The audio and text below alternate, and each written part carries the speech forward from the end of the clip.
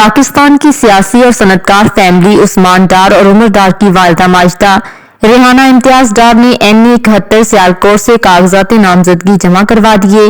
کاغذات نامزدگی جمع کروانے کے بعد میڈیا سے بات کرتے ہوئے ریحانہ امتیاز ڈار نے کہا کہ انہوں نے میرے گریباں پر ہاتھ ڈالا ہے۔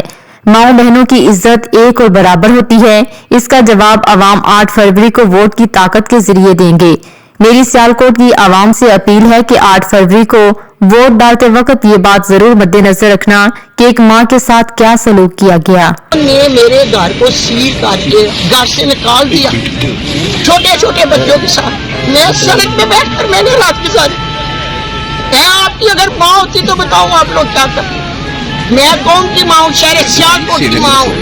میرا انصاف 8 فروری کو جب لیکچر ہوگا تو میری شہر سیالکوٹ کی عوام اسے جواب دے گی۔ بات بیٹے یاد رکھنا، اولین درجہ نبی پاک صلی اللہ علیہ وسلم نے عورت کو دیا، انہوں نے میرے گرے بہانا ڈالا۔